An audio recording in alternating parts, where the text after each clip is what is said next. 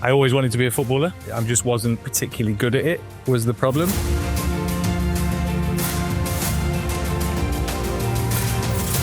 So Jake, before the business plan, where does Sokito actually start? Just always had this very verging on strange obsession with football boots. I used to buy, sell, resell boots, basically. Great product, but is it actually making any money? What's the valuation? We're a football brand. And I think most people probably know us for our sort of sustainability ethos. So hang on, Jake. Would you turn down investment if they don't match your value? I was then introduced to an individual who got really excited by what I was sort of doing. The shoes had arrived, first shoes were made, opened the boxes, 60-70% of them were rejects. So Jake, tell us, as a football player, why would I want to invest and wear Sokito instead of wearing Puma, Nike or Adidas? Will spoke very briefly about the shoe we launched for AFCON. I think you wore, during that tournament, you wore 3 different variations of the shoe. And so giving them the confidence to grow and make decisions is one of the most rewarding parts, I think, for me. Welcome to another episode of Power and Purpose, a podcast exploring leadership in sport, business and beyond. I'm Leo Mann and I'm joined by my fellow co-host, Will Trosted-Kong today. No Mauro, sadly, he's on England duty at the time of this recording, so won't be with us for this episode, but fear not. We have another incredible guest joining us who's been working with Will on something very special. Will, do you want to tell us who we have joining us on the pod this week? Yeah, I'm really excited today. We've got my now good friend, Jake Hardy, and founder of Sokito, the football boot brand that I've been wearing for the last couple of years. It's been an amazing journey he's been on, and I'm really excited to have him with us today and learn a little bit more about where it started and what the plans are for the future. Amazing. Let's get Jake on to Power and Purpose.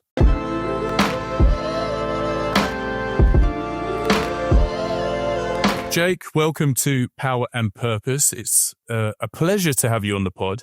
I did see you earlier this year. You won't remember me because I was in the audience, but I was in Austin, Texas, when you were on a panel talking about Sokito, which we're going to jump into now. So it's nice to have this opportunity to jump into your leadership journey and learn more about Sokito. Well, thank you very much for having me on. It's great to be here.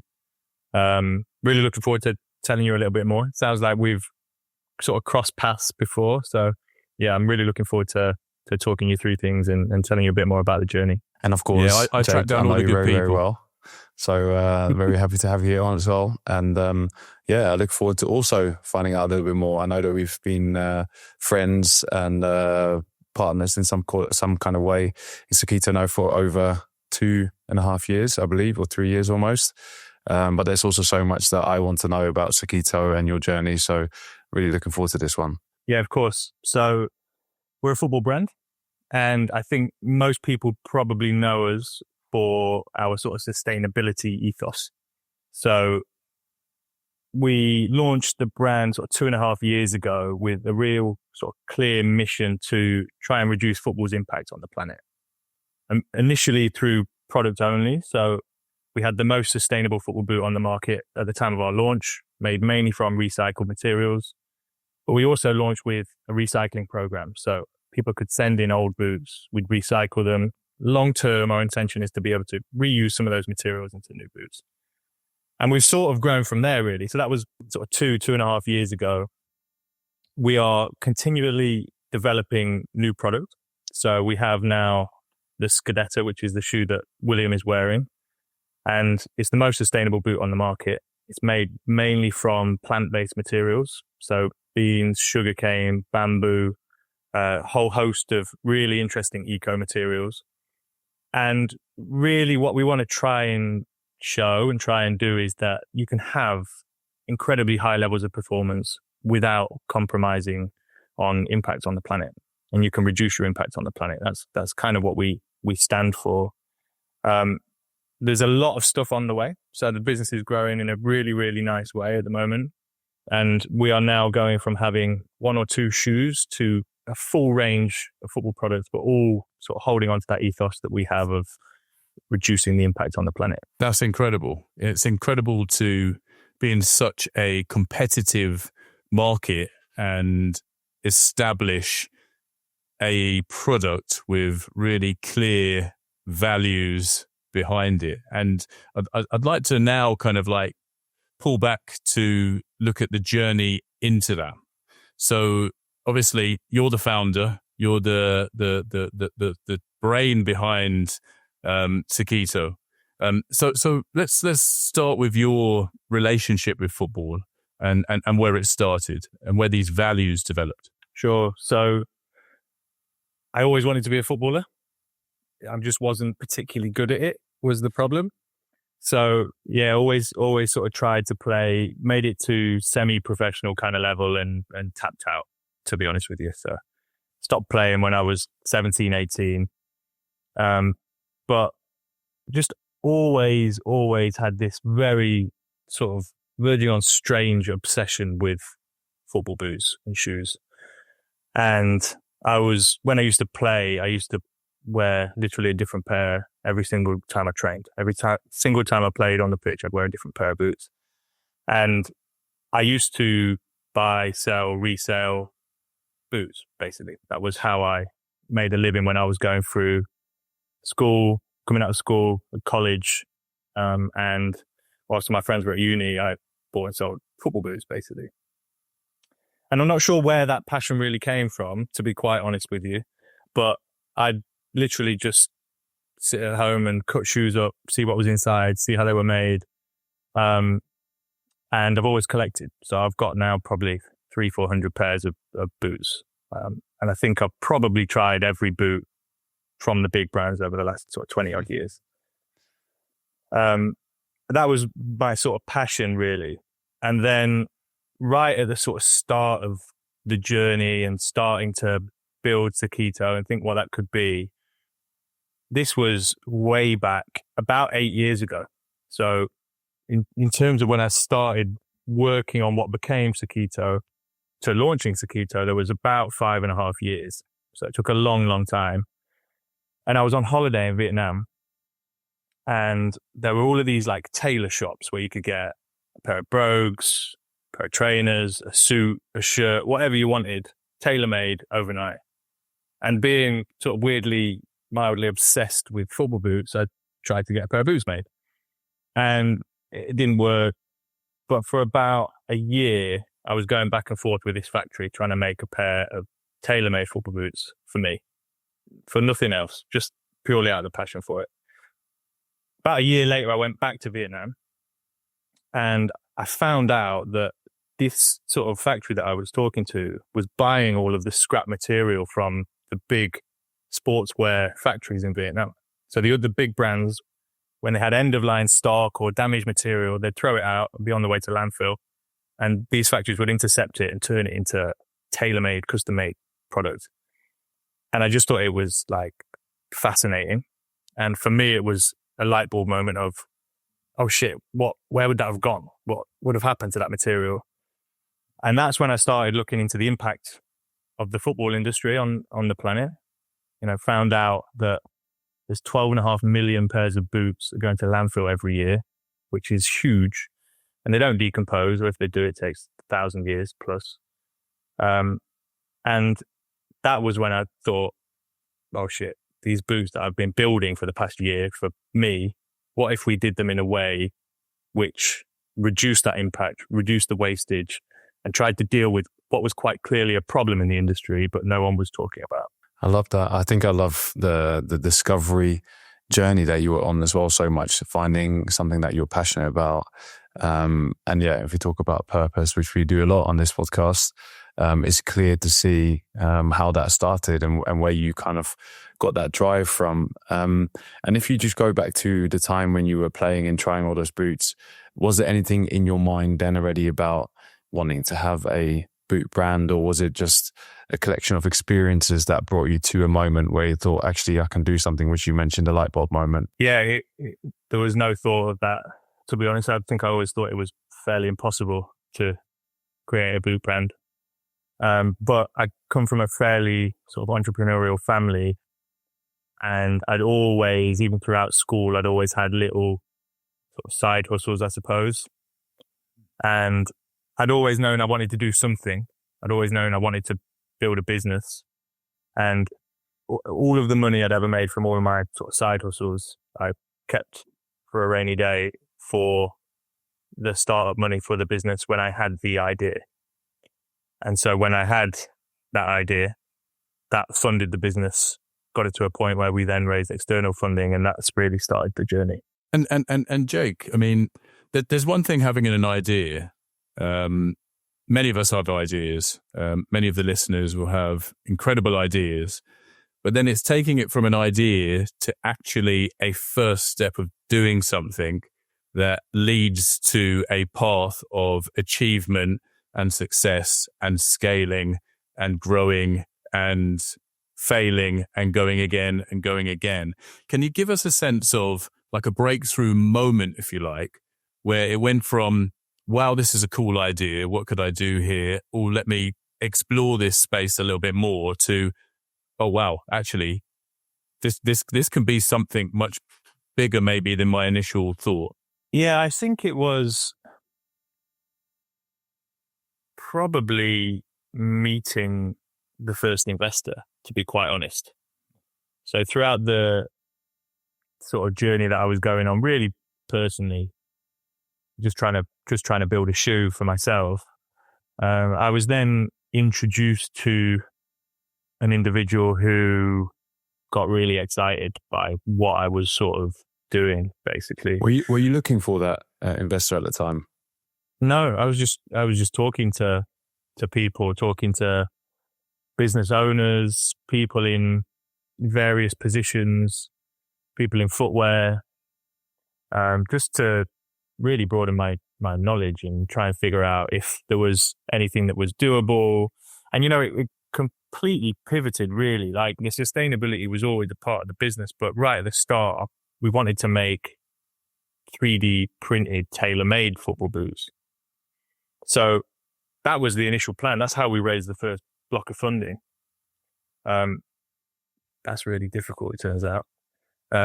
So like being able to be agile and adapt to that sort of thing has got us to where we are today. So I think not being like super stubborn on and having an ego, which is like, no, this is what I want to do, has allowed us to grow, albeit in a sort of slightly different direction to when I was sort of building something 6 or 7 years ago. Yeah, I think maybe the channeling and really finding the niche for something that, you know, there was no blueprint for takes time. And I think you need to be adaptable, which you mentioned there, because I could have imagined you would have probably, I need to ask you, how long did it take you to run through your rainy day fund with your initial idea before you said, actually, maybe I need to think now of something else or seeing how I can make this work? Or was there something else that made you pivot besides obviously finding out how difficult it would be to print 3D tailor-made boots? Yeah, I ran the rainy day fund quickly, incredibly quickly. So yeah, I sort of had someone who I knew was interested in investing, ran out of everything.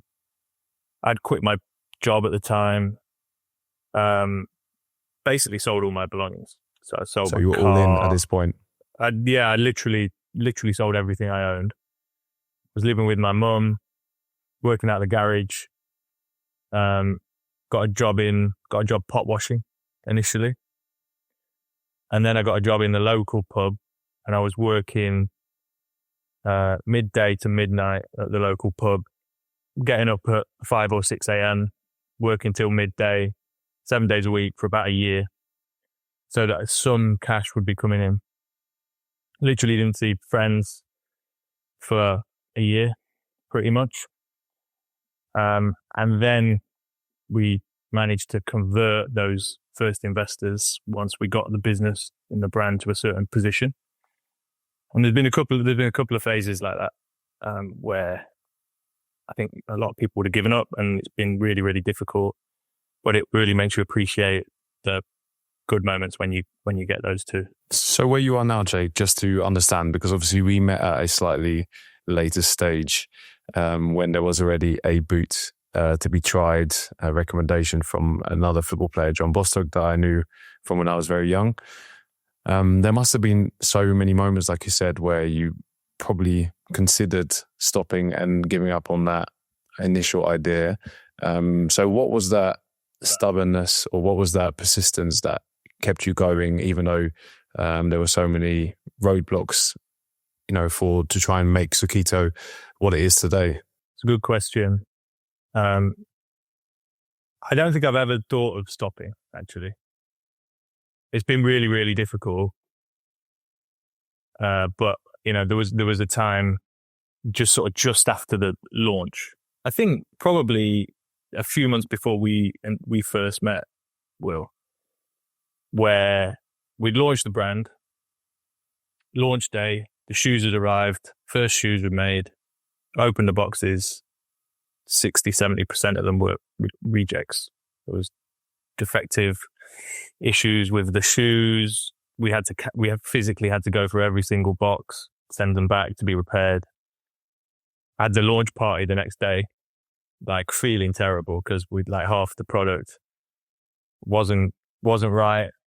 Launched, website didn't work. We had to then find a new developer on launch day. I was calling web developers at the launch party, trying to get them to build us a site that could take payments and could run. And then we didn't sell a shoe for 4 months, I think 3 or 4 months. We've not sold a single pair. And so I just thought, you launch a brand, you launch a product, put it into market, it will fly. Yeah, a few players will post about it. You'll be sweet. And that was during that period. Again, we were low on cash, and I don't think I'd paid myself for about 8 months at that point. Not taking a penny. Again, I was sort of living at my mum's house, moved back in. That was really, really tough. But I'm not sure. I never thought of actually quitting, to be honest. I always thought there's another option, there's another solution. Who do I know? Who can I talk to? How can we resolve this problem? I think it probably stems from competitiveness, to be honest. I really love sort of proving people wrong. And when things get really difficult, people say you can't do that. That's really sort of where I thrive, I think. So yeah, I don't know. I don't know if you're born with that or if you can nurture that. I'm not sure.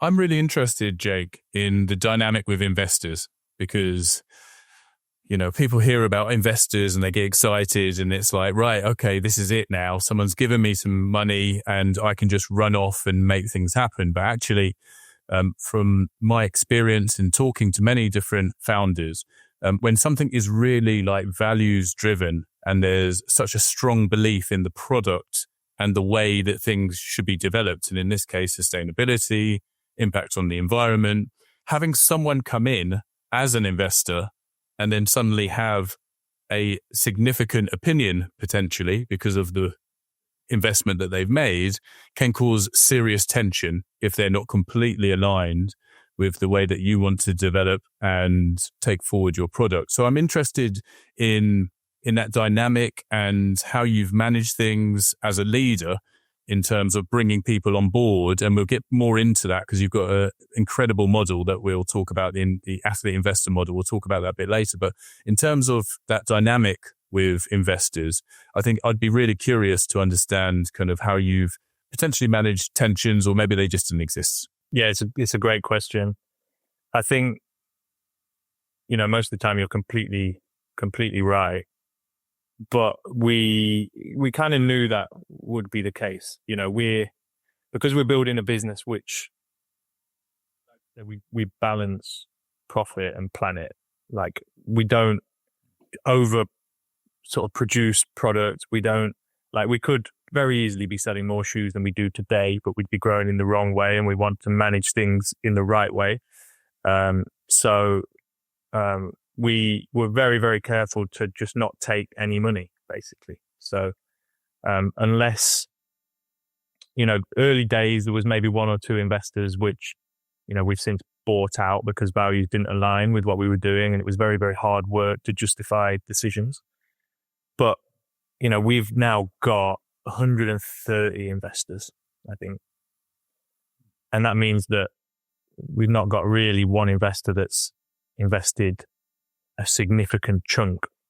So no one investor really has too big of a say, to be quite honest. You know, they can't impact how we want to run the business because, you know, there's very few that have more than 3 to 5%, right? But then we also, like I say, don't just take any money. So we've turned down investors. We've had very big deals on the table with, you know, top division footballers and commercial investors and funds. And we've not taken the cash because it wasn't the right thing to do for our business, but then also the existing shareholders, because we want to grow it in the right way. But people like Will, who's involved, is bought into the business because he believes in the journey and where we're going and how we're doing it. And it wouldn't be fair on those guys and girls too, you know, to bring someone in like that wants to change the route that we all want to go. But that must have been really difficult though at the start to turn down money if that's something that you know is what you really need to bring your idea life. I can understand now dynamics changed, and as you've gained more experience and obviously understood the market more, you can sit at the table with, you know, the leadership qualities that you possess now and say no to certain opportunities. But at the beginning, like you said, was that difficult? I understand you brought out 1 or 2 other investors, but that must have been a really tricky place to be in for a startup in general. Yeah, it was. You know, I'd like to say it was all completely by design, but I'm sure there's probably some luck in there. Like the first group of investors all turned out to be really good people. And I'm sure that first batch of investment that we took, I'm sure if they hadn't, I'd probably be giving you a slightly different rundown of events. So yeah, I'm sure there's a little bit of luck in there. And you're right, you know, if it was a case of taking cash or the business closing, it's a different story than taking cash to grow or not, and sort of going the way that you're going. So luckily we've never had to make that call. But yeah, it's been a nice journey, and obviously you know, Will, that we're now raising pretty much solely through athletes, both footballers and American footballers now, and that for us is how we want to sort of continue growing and raising money to continually sort of develop the business. Yeah, and if I just share my experience with our first encounter, of course I liked the product and I liked the idea. The Vista was a good boot, but it wasn't something that I said could directly rival with what I was wearing at the time. So for me, as the first time investing in a startup company directly, without being part of a group or maybe a recommendation, it was so important that the person that was behind it. So you know, I think that's probably one of the reasons why you probably attracted a lot of good people with a similar mind, because yeah, when you look at Sokito as the business initially, the first thing that comes to mind, especially now before the more exciting bits that we have, is you are the business. So people have to buy into that and have to buy into you as a story. So I think that's probably also a credit to you. I have only got limited experience, but that was my first feeling as a football player. And I knew directly as well different players that we spoke to, because I know it's a very close and small world in this industry. The first thing they ask about is who the person is once they've seen the boot and wanting to sit down with you. And that's probably the thing that convinces them, rather than maybe the numbers or the long-term projections, because they have to go into that journey with you, right? Yeah, I mean, I think you're right. I think that's firstly very kind words, so thank you. But I think you're right. It's, you know, you can have the best laid plans in business. It's not going to work. It's not going to run like that. You know, it's the same as a football match. You can talk about how you want the game to go. It's not going like that. And it's how you like deal with that adversity, deal with certain situations and overcome, adversity and failure, I think, and grow from that. Let's jump more into this player investor model, because I'm fascinated by this. I've been working with footballers for pretty much 20 years and have had lots of people come to me and say, oh, look, you know, all them rich footballers, like you should get them to invest in this. And trust me, like literally everything I've had come to me. And I've got to the point where I'm just like, I just don't put things to people, because like it's always a flat no, even if I really believe in it. And there's a lot of lack of trust around footballers, because I think lots of people make assumptions on how much money they have and expect them to just chuck money in and walk the other way and kind of say, well, if it works, it works. If it doesn't, it doesn't. But every conversation I have with a footballer about any kind of potential investment, they have 1,000,001 questions, first and foremost. And secondly, there's a real lack of trust, like a serious lack of trust. They feel people are out to get them, which I can understand because of the queue of people that's often queuing up to get into young men and young women now who have money. So what was the pitch, and how did you begin to make that investor model work? So I think you're completely right. There's a lot of people that have been burnt. There's also a lot of good businesses with the right intentions that didn't work out, where people have lost money. And so I think it's right that people are cautious, footballer or not, with their cash. You have to believe in where you're spending it and be cautious with it. Our model, I think, sort of happened by accident, to be quite honest. So I met John Bostock.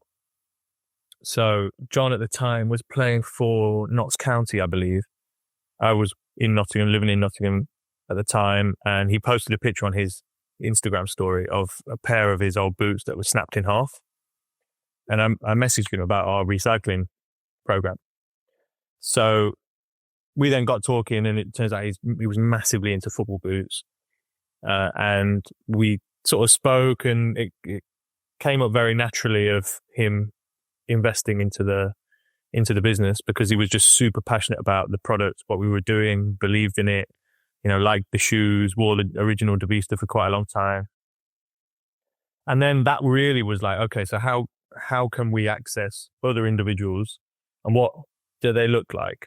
And so John's sort of profile was one, so like massively into football boots, understands what we're talking about, can talk to, at the time, just me, but now the product team, and see how we're building and how much details going into everything and the references that we're taking on. That's one profile we have. The other is sustainability, basically, or people that are care about giving back in some form. So we identified a lot of very sustainability driven athletes, and most of those athletes, footballers that have outwardly spoken about sustainability, are now shareholders in Sokito. And then the other is investors. So that was like the three core pillars for us, people that like footballers that have invested in like high risk startups, done really well from it. They were the three pillars. And then it was a case of, all right, John, now that you're involved, now that you've seen how we work for 6 months, and that I told you 6 months ago we would be here and we're now here, have you got any mates that I could talk to that you think could be interested? And that's how I met Will, Tom Cleverley. Will's then done the same with his friends, and it's sort of a snowball effect that I think, coming from within that footballing circle and having that background knowledge of how it's worked, has really helped. And because we've not gone, right, we want to bring in 100 footballers in one go immediately, it just wouldn't have worked. I think it has to be a sort of gradual step-by-step process, I think. And the explanation about the boots, actually, because I think, when you sit down with someone who've always worn plastic or some kind of material boots, and when you're now telling me that it's made out of castor beans and bamboo and corn waste, I found it interesting to actually find out what that looks like and how that is made. And I think anyone who's looking at the boot and you're reading that on the side of it, they would love to know how that's actually possible, So your investment, right? Was it the John Bostock factor, as we're going to call it? So someone who you knew and trusted, he was in. So you're having a sniff around going, well, if you're in and, I've got respect for you, then something must be cooking here that's all good. Was it the sustainability in terms of like, this reflects my core beliefs and values? Or was it, I can spot the business opportunity here. So cold, hard, sustainability or not, I know that that's a product that could do well. And it might be all three. I think it's a combination of all three. So just to explain that, so John Bostock was someone who took me under his wing when I was a scholar at Tottenham Hotspur, and he was probably one of the hottest prospects in English football or European football. And he was always someone who could be trusted on his word 100%. So our friendship grew over the years. We ended up playing together in Turkey for a season. I really respect him as a person. So when he came to me with, this is what I'm doing, it'd be great to have a chat with Jake, see what you think. That was probably the first thing that made me want to then go ahead and do that. So I had a pitch deck that was sent over, forwarded probably from Jake. It was interesting. I didn't know too much about investing in a startup business, what that looks like.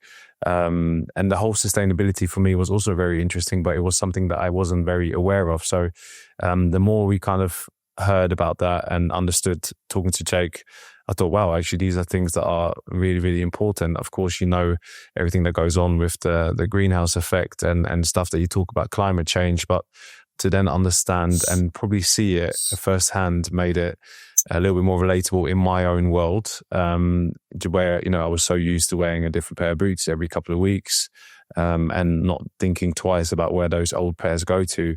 That probably combined with my experience of being in Nigeria, often where you see so many landfills with exactly the image you could probably get in front of you of kids scouring through, trying to find different things, and just thinking, where does that all go? The pollution of being in Nigeria, whether it's you're in the car, on the roads, in the cities, it's just so evident. So then the thought dawned on me, which never had before, that all this stuff that probably gets shipped off to those parts of the world, are they actually being used, or are they literally just being dumped there? So a consciousness started brewing, and interest was taken into that, coupled with the whole idea that this was something that was never spoken about in football, about the traveling issues or what was happening at the club, or maybe thinking about having 100 different plastic bottles through just one training session, and never thinking twice. So that was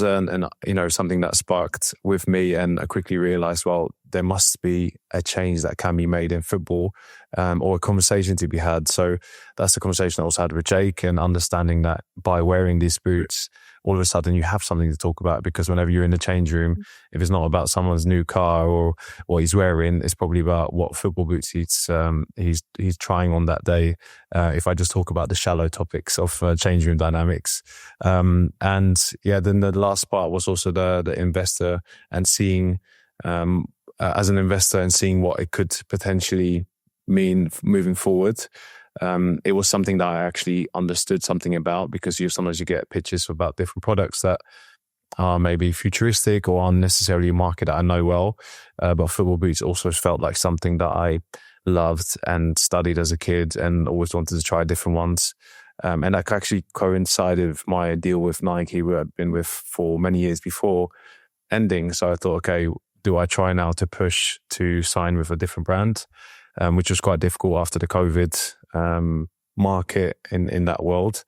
Or can I actually see if I can become part of Sokito, which will mean an investment rather than getting paid to wear the shoe. However, I would be able to think and give my opinion about the shoe, and actually try and make it into something which I would love to play in. And hopefully that'll be something that other players could also enjoy. Create something special. So it was a bit of a leap of faith for me. But then that's also kind of where I tie it in with meeting Jake. And there was nothing salesman, slimy, which you might be usual people that you meet when they try to get you to invest in something. And he kind of left it, okay, this is what we're doing. If you're interested, these are the dates of when we are raising the next capital. Let us know what you're comfortable with, and we'll go from there.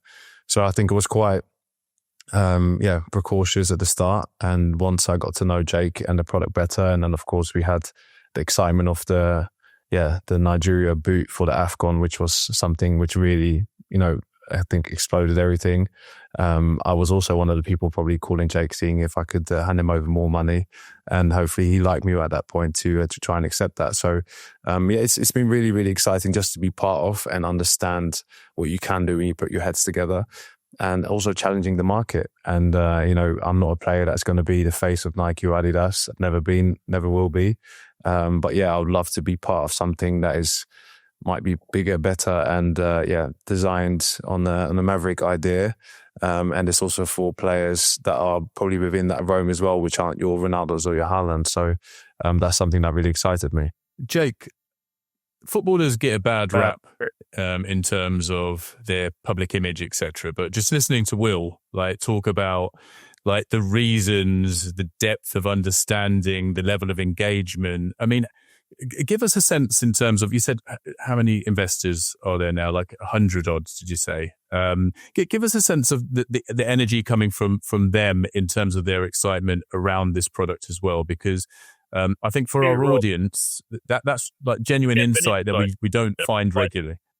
Yeah, it's amazing. To hear Will talking about the business and the product like that it's why I do what I do, to be honest with you. And it's so amazing to hear. And, luckily we have a real tight-knit group of investors that would all speak in the same way, I think. And they're really, really passionate over time. It doesn't happen immediately, but we best example I can have, right, is today we had a shoot with Ola Aina for a very nice project that Will's been working on as well, which we'll be shooting with pretty soon. And we've just hired a new head of creative who comes from one of the big football retailers. And his past 10 years has been shooting with athletes. And he said after the shoot today, that was the most engaged athlete he's ever worked with. And I think it's the multiple sort of layers that we have in our sort of relationship. It's there's a vested interest, but also,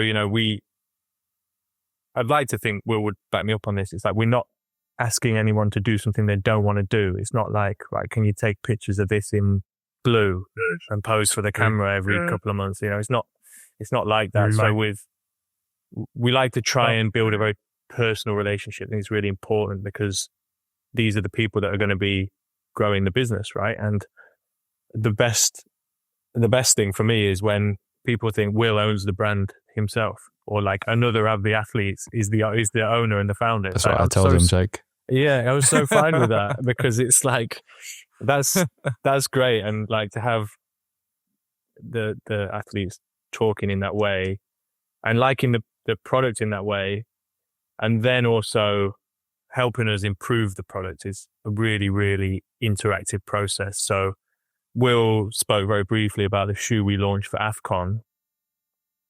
I think during that tournament, you wore 3 different variations of the shoe that we were developing whilst the tournament was going on. So there was a group stage boot that changed at the end of the group stage. And I think for the semi or something, we had a very close to final version of the shoe. And even now, when we're looking at Scudetto 2, for example, the updates on that shoe are based on feedback from the athletes. And to have that insight is so valuable, and how we want to continue building the business. Absolutely. And I want to ask you, Will, about wearing the boot, because I've seen similar efforts by different brands to break into the market. And then I've actually seen players who I know take the boot off at half time and then come back in the brand that they've worn before. And it's been a disaster. And, but clearly, you've worn it for the whole tournament, you've invested in it, you continue to wear it. So there's something there. But in terms of that leap of faith, can you tell us about that and tell us the impact of that? And also wearing them at AFCON is absolutely huge, right? Yeah, so the story of that boot was, it wasn't sure we were going to get it made in time. And then it wasn't sure all of a sudden if I was going to be at the tournament or not. So I hadn't really prepared for it. And I didn't really have a chance to try it out in time before that. So at the time, one of the members working for Sokito at the time came out and delivered the boots to me. And he was fantastic. He got on the flight. He was in at the reception at the hotel. I think it was one day before the game. And yeah, we tried on the boots in the reception. So I was there on my studs on the hard floor, walking around. And straight away, is okay, there's one or two things might be slightly different, and can we get this feedback to Jake? And then I wore them in the first group stage opening game, and I think it kind of filled me with confidence because the tournament ended up going so well. So every game I was wearing them, I seemed to be playing better and better, which was such a great experience to be, to have, to a point where I didn't want to take them off anymore. So I think you do need maybe that little bit of luck and dare to wear them, because I would also know if I was wearing them in the first 2-3 games, I had an absolute howler. I would be saying to Jake, thanks, mate, I'll wait for the next version and we'll try again then. But there seems to have been a little bit of luck with that as well, because we had Ola Aina wearing them and he scored an absolute worldie the first time we had them on for Forest. Alex Iwobi scored some amazing goals in them, had a great spell on them. So when you see that, then that stigma kind of gets broken, because players have superstitions and you're just used to wearing something. So trying out a different model is difficult, because it's the first thing you try to think of and blame when things don't go well, as much as when they do go well. So, and in football, as we know, things go wrong a lot more often than they go right. So, that can be quite difficult. But I think the thing for me that stood out was, when I said to Jake, actually, I think the tongue is sliding a little bit too much to the right. We need to try and find a way how we can balance that, or the laces are this, or the bottom of the boot doesn't feel right, or they're a little bit too wide around the ankle. Within, that same day, we would have had some kind of feedback. And then normally 1 or 2 days, there'll be a video of Jacob wearing them somewhere in his house, trying to try out something else different and different suggestions, to then having a new prototype and then trying it on the pitch. So I think that really also made me want the boot to work well and try it, because there were my suggestions that I was making. And I'm sure a lot of other athletes are doing the same thing. And now we've got a great group chat where we vote on different ideas and things like that. So not everyone is as vocal, but everyone is heard when they want to say something. And I think if you are part of that journey, then you also want it to be a success. So that makes you want to put them on. And I think previously with different brands that I wore, like Jake said, it could be, once a year they'll send you a special edition. You'll hold up a picture and put it on your Instagram story and say, I love this boot. But everyone would look at that picture and be like, you probably haven't even tried them on yet. And next month is going to be a different color again and a different player. So now the whole ownership part is great to see. And of course, I'm really proud that I was one of the first, or one of the early ones, trying on a boot and doing it. But now, it's so great to see. We always have, every week, I scroll on the Sokito pages and see different players doing exciting things in their boots. And that's where we want to be. And, for me, this is very much something that, even though much as I will say that it's my brand and I'm part of it, the longevity and seeing it progress and different players wanting to wear the boots is what really excites me, and getting messages from players saying, I'd love to try those. And I haven't seen those before. And even, sometimes I stand in the tunnel now and I can see players, peeking down at my boots. So that's the exciting part. Yeah. And I'll just add, Leon, a little bit about AFCON, because we didn't know if Will was going to go to the tournament. We didn't know they were going to be ready in time. And then, it was sort of announced that you're probably going to be starting the first game. Will, I think, maybe in the warm-up games, right? And there was like a week to get these shoes made. At the time, we were like, oh, it's not going to happen. Don't think we're going to do it. And we had a week to design the colorway and print the whole thing, make the shoe. And it was crazy. And I remember giving them to Dan, and he flew out and dropped them with Will. And I said to him, he's probably not going to wear them. And we didn't have a contract at that time because it was a new shoe. And that was off. I don't know if you remember, Will, when we first met and you were trying out the Devista, and Nigeria were playing against Portugal in Lisbon. Yeah. And I came out and you warmed up in the boots, and then you had to switch to studs or something. And I was like, oh. So I was like sort of watching the first AFCON game, like, he's not wearing them. And then seeing you walk out was like a celebration in my household of like, he's got them on. And then the penalties started going in. It was so good. Yeah, no, it was really great, and Dan was also great. Then it kind of feels like a family brand. It was the first time I met Dan in the hotel lobby, a lovely Scouser who I'd only met via text, and now he spent most of the tournament with me in Ivory Coast, and like being part of that journey. Jake came out as well, and I think that's the one thing you want as a athlete. If you have a brand that values you and wants to be part of your success as much as you want it to be part of their success, that's where the magic happens, in my opinion. And yeah, we've seen that now time and time again with the girls that are wearing the boots, but also the boys that are wearing the boots. So many great success stories have come out of it. And yeah, hopefully that will be more to come, but that is for you to tell us, Jake. And yeah, I think that has been my experience with being part of Sokito, the brand, and the boot, but also Jake as a person. God, this is way too warm and fluffy. Come on, man. We've got to shake this up a little bit. So, look. I mean, look, this is amazing, right? Athletes at the center and owning part of the product. Sustainability, good for the environment. Like, all of these things are incredible. I'm ticking on my list of must get these boots. But Jake, it comes down to, right, is this making money? Are you selling these things? What's the impact of the players being involved? What's the valuation, if you like, or a market valuation where you're thinking this is working? Yeah, so the growth is really strong for us.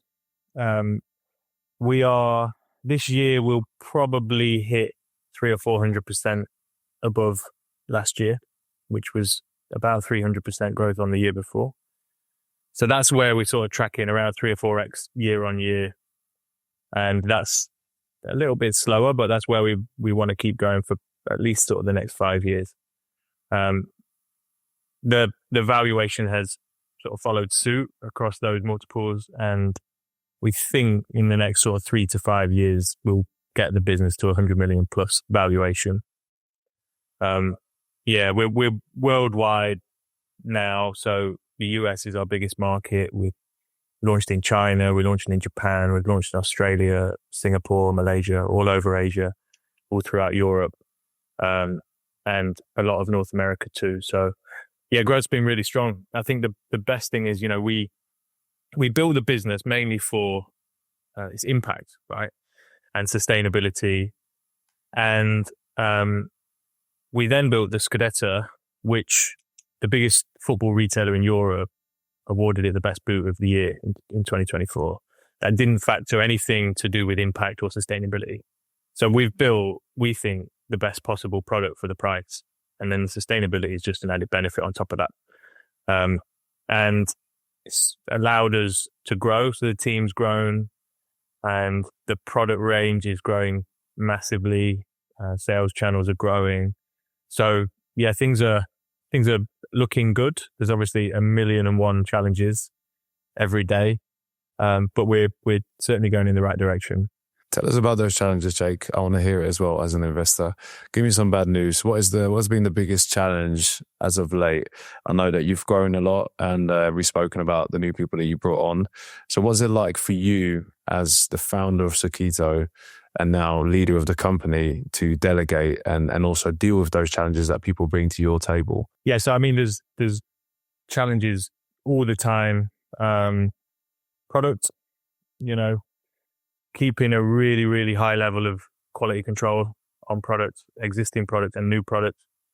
Supply chain, so making sure you're getting what you're making at the right time. We had some issues with that, which have been resolved. There's all sorts of legal challenges. We've had various IP hurdles to get over, cash flow problems. We're in a very healthy position, but we also pay for shoes about 9 months before we get paid for the shoes. So managing that takes a lot of work, people, growth, the amount of work that everyone has, strategy, doing things, getting them wrong. It's there's a lot of things that are constant sort of adjustment. But like you say, Will, I think when we met, I'm not even sure Sergio was in the team when we first met, and we've gone from 1 to 3 people last year, and there's now 9 of us in the business. So the amount of people in the business has grown really quick. We have people now in the US, in Spain, in France, in Asia, and managing that is fucking great, to be honest with you. Like finding people that specialize in certain areas and sitting down and strategizing who you want. And it's a step-by-step process, which is a lot of adjustment, but it's great. And Jake, sorry to interrupt you there, but how comfortable are you with now, obviously something which is your own creation, to taking a step back and maybe having to delegate or put other people in positions who are actually more specialized or better at moving Sokito forward as a brand, instead of maybe wanting to still be everywhere, travel to the suppliers, go and check everything out, meet the athletes, double check everything. How was that feeling for you? And is that something that you find difficult, or something that, like you said, you might be enjoying? No, I really enjoy it. And I think it's really important to like not sort of try and control everything, not have an ego, which you need to have the final decision on everything, whilst also, if you have to make a call, making that call. You know, like we're working with incredibly talented people in products and marketing and legal and accountancy in every department that are way more talented than I am. And so giving them the confidence to grow and make decisions, and then seeing how they grow, is one of the most rewarding parts, I think, for me personally. Jake, I had a question around price point. So there's this brand, I'm sure you're very familiar with them, Ida, that has looked at the shape of a woman and girl's foot, and it's different. So the actual boot that has been worn traditionally by girls and women playing football has been a boot essentially designed for men. So we've gone, right, brilliant. We're going to back this brand. We're going to get behind it, and we're going to buy our daughter these boots that have been specially made for girls. And then I've seen how much they cost. And I've gone, well, like, we're going to back this because we can afford to back it. But wow, like this, and look, you know, I don't want to get sued here but like the price point of that particular product, I just felt, wow, you're paying for something that is special in the market, right? And I look at Sokito, and it's special in the market because of its values-driven approach, and clearly it's a very good boot. But in terms of selling it to people, like has that been a challenge to be able to find a price point that works for your Sunday league footballer who won't have the disposable income of someone who is playing professionally? Yes, but I'm not sure how much the shoes you're talking about are actually. But I think if you sort of look at the market, we are £175 at the moment for the Scudetto. But the level of product you get is one of the top 2 brands is their £250 boot, but it's £175. So for the tier and the quality of the product, it's cheap actually. But we purposely built the brand that way. So in order for us, and this was always part of the sort of strategy, was premium first. So you go the premium price point and you build the brand. So you build like a desirable brand. It allows you to work with the athletes. It allows you to get them on pitch, because if you started at £100 price point, it wouldn't be a boot that's good enough for Will to wear, for example. So you start first, and then what that allows you to do is go down. So establish the sales channels, the brand worldwide, and then you can go down from that. So we have 2 other price points of shoes on the way. So they'll be a lot more accessible. We know that our price point, the premium price point, is only 15% of the boot market. We know that most people don't pay that, but it's still a lot of boots in that percentage. So yeah, I sort of understand the point, and it's the next step for us really. So we have kids on the way. We've got different price points, turf, indoor, multiple silos. but it's all, sort of step by step, if you know what I mean. Has the consumer feedback also given you that to realize, okay, actually I need to build further than just maybe the pro players that are wearing them as working tools? And have they, said, for example, like Leon has indicated now about children's boots and obviously sizes changing so frequently and wear and tear if you're not playing on a very good pitch, to still say, okay, I have to fork out £175 for a pair of boots is a lot. And I know that my mum, when I was a kid, definitely wouldn't have agreed on that. So is that something that you're challenged with people? A little. There's certainly people that don't want to and will probably never pay £175 for a pair of boots. But there is also plenty of people that will. And it's not just pros, it's whatever level really. There's people that value that comfort and fit and what you get from paying a little bit extra. But we also want to be able to have something that works for most people that want to play football in a sustainable way. That was also important in our strategy to roll out this way, is that getting in with factories, material suppliers, developing materials, growing volume allows you then to have access to all of that for what is essentially a cheaper product, because you have all of your economies of scale and your production volumes and things which allow you to benefit from lower costing. So I should probably say that my daughter's playing amazing in these boots, because then they cost me a lot of money, but her performance has been exceptional. And she's loved the fact that she's wearing these boots, knows the story behind them, etc. So like it's worth every penny. It's worth every penny. Absolutely. She's smashing it. But I mean, I guess, for me, I'm really interested in the and we're touching on it now, but the long-term vision of Sokito. So Jay, where are you going with it? How are you going to make Will even more money? It's a great question. I get asked this probably every day by shareholders, partners that we talk to. Sure. And essentially we're just focused on building the business in the right way. So whenever we sort of make decisions, like I said, we sort of balance planet and profit and how we grow and where we grow. And we want to continue to do that. We're not driven by VC or PE funding where we have to grow at a certain rate. We have the benefit of, I think, not making time our enemy, and doing things step by step in the right way. And I'm sure there will be offers for the business, for part of the business, the entire business, to float the business at certain points. And we will sit down as a board and as shareholders and figure out what we want to do with an offer if and when that comes in. But we're not like, there's a lot of entrepreneurs and businesses that build a business purely to sell it at this price. So they'll shape the business in a way that they think, oh, one of these brands might buy it if we make it like that.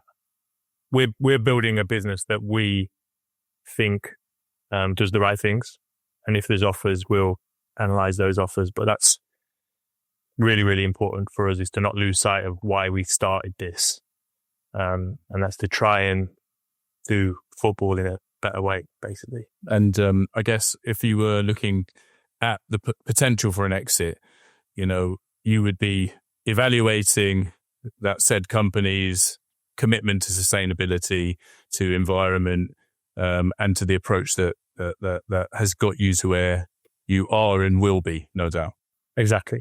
That will always be very important to us, I think, because it's, football, and, Will's got this amazing foundation, and it has such a power to connect people, not just football, any sport really. And so we're talking about sustainability, but, there's other things that we're launching a support for refugee group in a couple of weeks where we're donating product. And there's so many good things you can do through the power of sport. And we do not want to lose that. That's basically why we exist and why I get out of bed every morning. So Jake, what would you say to a young entrepreneur who's watching this, listening to this, and has just been totally inspired, like I have, by your story with Sokito, because so many people have dreams, they have visions, but they don't necessarily have beliefs to be able to move things in the right direction. And how do you even start? So I don't know if you can give us your best piece of advice for someone out there with a brilliant idea who wants to push on in business. Yeah, I mean, there's so many ways of going about it, right? And there's a lot of advice which is, down the route of desire and drive and keeping going and relentlessness of continuing to do what you sort of think you want to do and what you believe in. But sometimes that is completely true. And sometimes you have to know when to sort of realize something isn't the best idea, to find another option. And that's also sort of completely fine. I think, a lot of it does come down to that sort of desire and finding what that is for you. And I know this podcast is Power and Purpose, right? And finding what your purpose is can be an enormous journey that a lot of people find, a lot of people will maybe never find. But just sort of continually searching for that. I think if you have an idea, talk to people. Don't be afraid to be wrong. Don't be afraid to be the stupidest person in the room. Ask questions, have your ears wide open, listen, take on board everything, good, bad, and grow from it. And if things are meant to be, they'll probably work out if your idea and timing and a little bit of luck goes your way. But it's, there's not one route at all. I think every entrepreneur is slightly different. I think every business is very different. And that is life at the end of the day, right? It's the same with any career, but sort of staying consistent and true to yourself, I think is the best way to go.